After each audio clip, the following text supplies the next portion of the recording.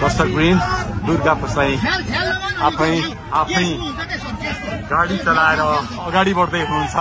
निकै नै अप्रिय अवस्था देख्न सक्छौं हामी। यहाँ प्रहरीले अश्रु ग्यास चलाएको छ।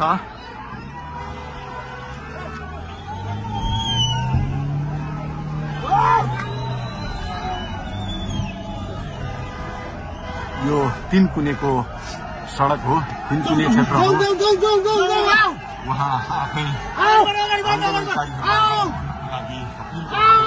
आफै गाडी चलाउँदै अगाडि बढिराख्नु भएको छ।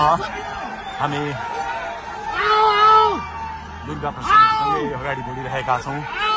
यहाँ निकै ठूलो मात्रामा युवाहरूको उपस्थिति देख्न सकिन्छ। ठूलो मात्रामा युवाहरूको उपस्थिति, प्रहरीको बार तोडेर दुर्गा प्रसाई आफै अगाडि बढ्दै हुनुहुन्छ। प्रहरीलाई गाडीले पेलेर दुर्गा प्रसाई अगाडि बढ्दै हुनुहुन्छ।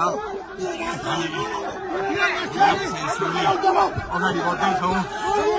यहाँ कसैले रोक्न सक्ने अवस्था छैन। दर्शकवृन्द प्रहरीलाई दुर्गा प्रसाई पेलेर अगाडि बढिरहेको भएको छ।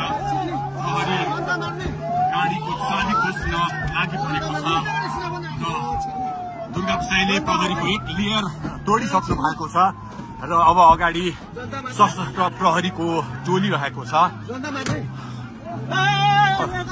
उहाँ अगाडि बढिराख्नु भएको छ। यो गाडीमाथि प्रहरीले अन्धाधुन्दा लाठीचार्ज गरिरहेको छ।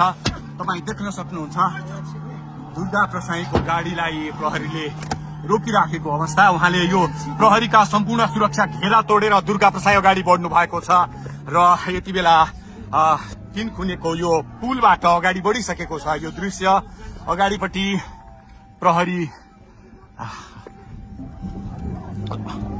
प्रहरीका यी घेरा तोडेर दुर्गा प्रसाई अगाडि बढिराख्नु भएको छ।